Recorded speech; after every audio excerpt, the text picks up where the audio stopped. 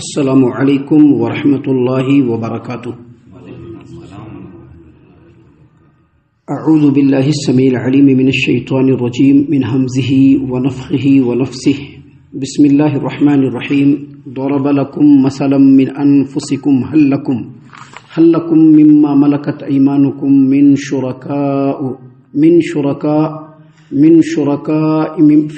شرکاء فیما رزقناکم فأنتم فيه سواء تخافونهم كخيفتكم أنفسكم كذلك نفصل الآيات لقوم يعقلون بل اتبع الذين ظلموا أهواءهم بغير علم فمن يهدي من أضل الله وما لهم من ناصرين۔ اللہ تبارک و تعالی نے تمہارے سمجھانے کے لیے تمہیں میں سے ایک مثال بیان کی ہے۔ تمہارے کچھ غلام ہو اور جو کچھ ہم نے تمہیں مال و دولت دے رکھا ہے اس میں تم اور وہ غلام برابر کے شریک ہو جائیں تو کیا تم ایسا گوارا کر سکتے ہو؟ تم تو ان سے ایسے ڈرو گے جیسے اپنے ہمسروں سے ڈرتے ہو۔ سمجھنے اور سوچنے والوں کے لیے اللہ تعالیٰ ایسے ہی اپنی آیات کو کھول کھول کر کے بیان کرتا ہے، بلکہ حقیقت یہ ہے کہ ان ظالموں نے بغیر علم کے اپنی خواہشات کی پیروی کر رکھی ہے۔ پھر جسے اللہ تبارک و تعالیٰ نے جسے گمراہ کر دیا ہو اسے کون راہ راست پر لا سکتا ہے، اور ان کا کوئی مددگار بھی نہ ہوگا۔ سامعین کرام، سورۃ الروم سورہ نمبر 30 اور اسی سورت سے آیت نمبر 28 اور 29، یہ دو آیات ابھی آپ کے سامنے تلاوت کی گئیں بفضل اللہ۔ دونوں آیتوں کا ترجمہ بھی آپ تمام کی خدمت میں پیش کیا گیا۔ ان دونوں آیتوں پر غور و فکر کرنے سے پہلے دو باتیں سمجھ لیجئے۔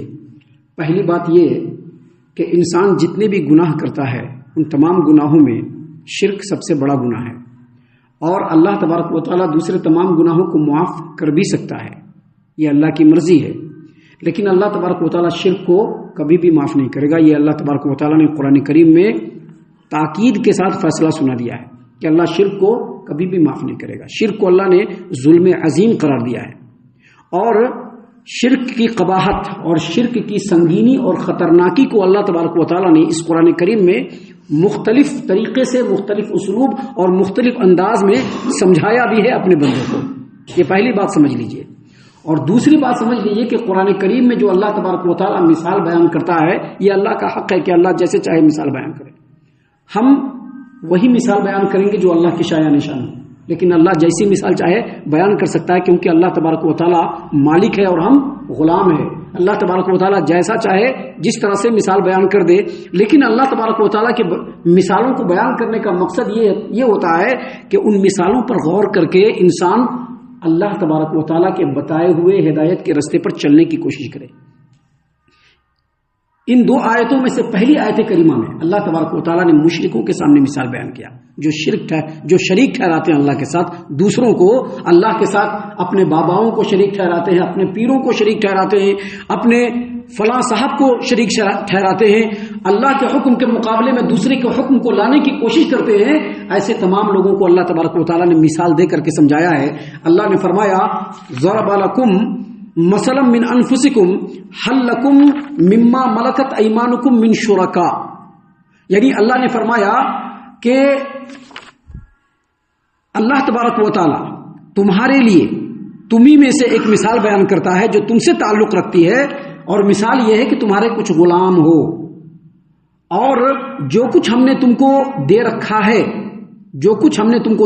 شرکاء فیما رزقناکم فانتم فیہ سوا، جو کچھ ہم نے تم کو دے رکھا ہے، مال دولت جیسا بھی چیز دے رکھا ہے، جائیداد دے رکھا ہے، وہ جو تمہارے غلام ہے تمہارے مال میں تمہارے ساتھ شریک ہو جائے۔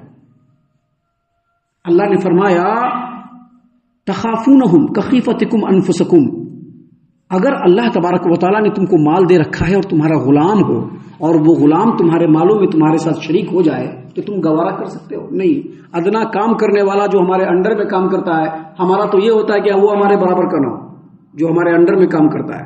ہماری تو یہ فکر ہے، ہماری تو یہ سوچ ہے۔ انسانوں کی سوچ اللہ نے بتلایا کہ جو تمہارا غلام ہو اور تمہاری غلامی میں ہو، اگرچہ وہ انسان ہے، اور جو کچھ اللہ نے تم کو مال دے رکھا ہے اس مال میں اگر وہ تمہارا شریک ہو جائے، تمہارے برابر کا حصے دار ہو جائے، کہ کیا تم اس کو बर्दाश्त करोगे? तुम बर्दाश्त नहीं करोगे। तखाफूनहुम कखीफतिकुम अनफुसकुम, जैसे तुम अपने हमसरों से डरते हो वैसे तुम मुझसे डरने लगोगे। अल्लाह ने मजीद आगे फरमाया कज़ालिका नुफ़स्सिलुल आयाति लिक़ौमिन यअक़िलून, अल्लाह तबारक व तआला समझने और सोचने वालों के लिए ऐसे ही अपनी आयात को खोल खोल करके बयान करता है। क्यों? ताकि वो सोचे समझे और उस पर अमल करने की कोशिश करे। यहां पर इस आयत करीमा में अल्लाह तबारक व तआला ने इंसानों के हस्बे हाल एक मिसाल बयान किया। मिसाल ये बयान किया कि एक इंसान है, उसका एक गुलाम है और अल्लाह ताला ने उसको मालो दौलत दे के रखा है। तो क्या वो इंसान अपने मालो दौलत को अपने गुलामों को दे सकता है इतना कि वो उसके बराबरी में आ जाए? अल्लाह ने कहा कि नहीं, तुम गवारा नहीं कर सकते हो, क्योंकि तुम्हारी फितरत में ये है ही नहीं, तुम गवारा नहीं कर सकते हो। इंसान की फितरत है कि जो निचले तबके का है उसको हमेशा निचले तबके का देखना चाहता है, ये इंसान की फितरत है। तो जो गुलाम है वो हमारे बराबरी में आ जाए, तुम कभी गवारा नहीं कर सकते हो। तुम उससे कैसे डरने लगोगे? जैसे तुम अपने भाई बंधुओं से डरते हो। अभी 4 भाई है और 4 भाई के दरमियान की एक प्रॉपर्टी है, माल है, सब लोग उसमें बराबर के हिस्सेदार है। कोई भाई अपनी मनमाना कर सकता है? नहीं कर सकता है। अगर मनमाना करेगा तो दूसरा भाई फौरन उस पर रोक लगाएगा, नहीं ऐसा नहीं कर सकते हो, ये तुम्हारा अकेले का नहीं है, ये हमारा भी है, तुम इसमें ऐसे अपना मनमाना करके खर्च नहीं कर सकते हो। अगर कोई उस माल के अंदर मनमानी करना चाहे, तसर्रुफ करना चाहे, तो दूसरे भाई रोक भी सकते हैं, उनका मुहासबा भी कर सकते हैं, माल को बराबर बराबर तकसीम करने का डिमांड भी कर सकते हैं। तो जैसे एक आदमी अपने भाइयों से डरने लगता है, अगर अपने गुलाम को माल दे दे और उसको बराबर कर ले, उससे भी वैसे ही डरेगा। लिहाजा कोई भी आदमी नहीं चाहेगा कि जो हमारा गुलाम है हम उसको माल और दौलत दे करके अपने बराबर कर लें और फिर वो मेरे भाइयों की तरह से हो जाए, वो कभी भी नहीं चाहेगा। अल्लाह ने फरमाया कि जो तुम्हारा गुलाम है इंसानियत के एतबार से तुम्हारा भाई है कि नहीं? अगरचे वो गुलाम है लेकिन इंसानियत के एतबार से तुम्हारा भाई है, तुम्हारे बराबर का है। माल और दौलत किसी को अल्लाह ने ज्यादा दे दिया, किसी को रुतबा अल्लाह ने ज्यादा दे दिया, कोई जरा ऊंचे मकाम पर चला गया, कोई नीचे मकाम पर है, लेकिन इंसानियत के एतबार से सारे के सारे बराबर हैं। कहां पता चलता है? मस्जिद में आकर के पता चलता है। पता चलता है कि नहीं पता चलता है? बंदा व साहिबो मुहताजो गनी एक हुए, तेरे दरबार में पहुंचे तो सभी एक हुए। फकीर आया वो भी वहीं पर खड़ा होगा और उस जगह का बादशाह आया उसको भी उसी के बराबर में खड़ा होना है। ये अल्लाह तबारक व तआला की नजर की बात है, अल्लाह तबारक व तआला की इक्वलिटी की बात है कि इंसान होने के एतबार से तुम और जो तुम्हारा गुलाम है जिसको माल और दौलत देकर के तुम अपने बराबर नहीं करना चाहते हो, वो और तुम इंसान के एतबार से दोनों भाई बंधु हो, बराबर के हो। तो जो चीज तुम अपने लिए गवारा नहीं करते हो वो अल्लाह के लिए क्यों गवारा करते हो? कि अल्लाह तबारक व तआला की मखलूक में से कोई अल्लाह का शरीक हो जाए। कोई पीर होगा अपने घर का होगा, कोई पुरोहित होगा तो अपने घर का होगा, कोई बड़ा सज्जादा नशीन होगा तो अपने घर का होगा, कोई अगर बहुत बड़ा इमाम अइम्मा दीन है तो वो अपने घर का होगा। इंसानियत के एतबार से सब बराबर है। तो जब तुम अपने बराबर के आदमी को वो मकाम नहीं दे रहे हो जो अल्लाह तबारक नहीं दे रहे हो, तो फिर अल्लाह के मुकाबले में अल्लाह के मखलूक को क्यों ला रहे हो? अल्लाह ने इसी बात को कहा कि अल्लाह तबारक व तआला तुमको समझाने के लिए मिसाल दे रहा है कि तुम्हारा गुलाम हो और अल्लाह ने जो तुमको माल और दौलत दे रखा हो, तुम और तुम्हारा गुलाम माल और दौलत में बराबर का हिस्सेदार हो जाए, क्या तुम इसको गवारा करोगे? तुम नहीं गवारा करोगे। तुम उससे ऐसे ही डरने लगोगे जैसे अपने भाई बंधु से डरते हो। और अल्लाह तबारक व तआला मिसालों को खोल खोल करके बयान करता है ताकि तुम समझ जाओ कि अल्लाह के गुलामों को अल्लाह के बराबर शरीक बना करके खड़ा करना ये किसी भी एतबार से मुनासिब नहीं है, ये धांधली है। ये अभी कोई पीर साहब है तो अल्लाह का मखलूक ही है ना, कोई पैगंबर है तो क्या है? पैगंबर अल्लाह का मखलूक है कि नहीं है? पीर साहब अल्लाह के मखलूक है कि नहीं है? कोई इमाम साहब है तो अल्लाह के मखलूक है कि नहीं है? तो जो अल्लाह तबारक व तआला सारों का बादशाह है और सारे उसके ममलूक हैं, सारे उसके गुलाम हैं, ان کو اللہ کے برابر کھڑا کرنے میں تم کو کوئی دقت نہیں ہو رہی ہے اور اپنے غلام کو تم اپنے برابر نہیں کر پا رہے ہو، یہ کیسی تقسیم ہے؟ اللہ نے اسی بات کو بیان کیا کہ کذالک نفصل الآیات لقوم یعقلون، اللہ تبارک و تعالیٰ اسی طرح اسی طرح سے سوچنے اور سمجھنے والوں کو اپنی آیتوں کو کھول کھول کر کے بیان کرتا ہے۔ ان باتوں کو بیان کرنے کے بعد جو اگلی آیت کریمہ ہے اس میں اللہ تبارک و تعالیٰ نے ڈائریکٹ لوگوں کے حالات کو بیان کر دیا ہے، مشرکوں کے حالات کو بیان کر دیا ہے۔ مشرکوں کے حالات کو اللہ نے کیسے بیان کیا؟ اللہ نے فرمایا بل اتبع الذین ظلموا اهواءهم بغیر علم فمن یہدی من اضل اللہ وما لهم من ناصرین، بلکہ حقیقت یہ ہے کہ ان ظالموں نے بغیر علم کے اپنے خواہشات کی پیروی کر رکھی ہے، پھر جسے اللہ نے گمراہ کر دیا ہو کون اس کو راہ راست پر لا سکتا ہے اور ان کا کوئی بھی مددگار نہیں ہوگا۔ مطلب یہ ہے کہ ان مشرکوں کو شرک کی قباحت سمجھ میں نہیں آتی ہے، یہ ایسی کوئی بات نہیں، ان کو سب کچھ سمجھ میں آ رہا ہے، ان کو سمجھ میں آ رہا ہے کہ اللہ تبارک و تعالیٰ مالک ہے، سارے مخلوقات ان کے غلام ہیں، لیکن اصل میں کیا ہے کہ جو شرک کا جو دھندا ہے نا، یہ بڑا نفع بخش دھندا ہے۔ آپ پوری دنیا میں دیکھ لیجئے، جو شرک کا دھندا ہے، چاہے وہ مزاروں کی شکل میں ہو، چاہے وہ آستانوں کی شکل میں ہو، چاہے وہ کسی بھی شکل میں ہو، جو شرک کا دھندا ہے یہ بہت ہی منافع بخش دھندا ہے۔ یہ ایسا دھندا ہے کہ اس میں کچھ بھی انویسٹمنٹ کرنے کی ضرورت نہیں ہے، کچھ نہیں ہے، وہاں پر خالی قبر بنا دیجئے اور ایک آدمی وہاں پر بیٹھ جائے۔ اب جو مجاور صاحب ہیں، جو پروہت اور مہنت صاحب ہیں، جو پیر صاحب ہیں، وہ نذرانے وصول کرتے ہیں۔ کیسے نذرانے وصول کرتے ہیں؟ جو مرید ہوتے ہیں پیر صاحب کے، ان کو پیر صاحب کی بڑی بڑی کہانیاں سناتی۔ دیکھو پیر صاحب اتنے برسوں تک قبر کے اندر ان کی موتا رکھی رہی اور جب کھول کر کے نکالا گیا تو کفن پہ ایک مٹی بھی نہیں ملا۔ کسی نے دیکھا؟ کوئی نہیں بول سکتا، لیکن پرچار ہے، پورے میں پرچار ہے کہ نہیں؟ پورے میں پرچار ہے۔ فلاں جو پہاڑ پہ جو بابا ہیں، اگر ان کے پاس چلے گئے تو ضرور شرطیہ تم کو اولاد مل کر کے رہے گا، ایگزامینیشن ہے، کوئی بات نہیں، فلاں جگہ پہ چلے جاؤ، وہاں پہ جو بابا ہے ان کے دامن سے وابستہ ہو جاؤ، ضرور 100% کامیابی ملے گی۔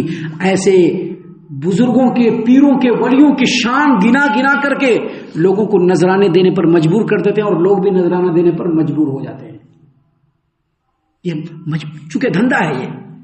اور پھر یہ بھی کہا جاتا ہے کہ دیکھو اگر فلاں بابا سے تم نے بیعت کر لیا، فلاں پیر صاحب کے اگر تم مرید ہو گئے، ان کے دامن سے تم وابستہ ہو گئے تو دنیا میں بھی کامیابی ملے گی اور آخرت میں بھی اللہ تبارک و تعالیٰ کے ہاں کامیابی مل جائے گی، شفاعت کا وعدہ کیا جاتا ہے۔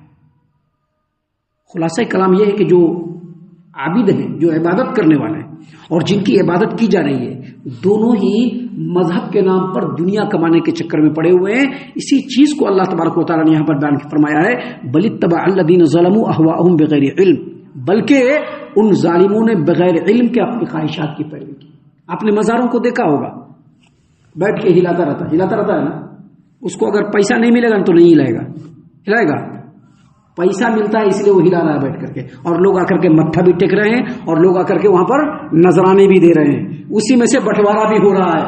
اگر نہیں ملے تو نہیں، تو شرک کی قباحت سب کچھ معلوم ہے، یہ معلوم ہے کہ اللہ تبارک و تعالیٰ خالق کائنات ہے، قادر مطلق ہے، یہ جانتے ہیں لوگ کہ پورے مخلوقات ان کے غلام ہیں، لیکن اس کے باوجود اللہ کے مخلوق کو ہی اللہ کے برابر میں کیوں لا رہے ہیں؟ کیونکہ وہ لوگ اپنی خواہشات کی پیروی کر رہے ہیں، ان کو چاہیے دنیا چاہیے، ان کو دھن دولت چاہیے، اور یہ جو پیر صاحب کے دربار میں جانے والے اور متھا ٹیکنے والے ہیں ان کو بھی دولت ہی چاہیے، لہذا دونوں ہی جا کر کے دونوں کام کر رہے ہیں۔ اب یہاں پر سوچنے کی بات یہ ہے کہ اللہ نے ان کو ان کے حال پر کیوں چھوڑ رکھا ہے؟ تو اللہ تبارک و تعالیٰ نے ان کو ان کے حال پر اس لیے چھوڑ رکھا ہے کہ اس دنیا میں اللہ نے جن کو بھی بھیجا ہے، جس کو بھی بھیجا ہے، انسانوں میں سبھی کو اللہ نے اختیار دے رکھا ہے، تم جیسی چاہے زندگی گزار دو۔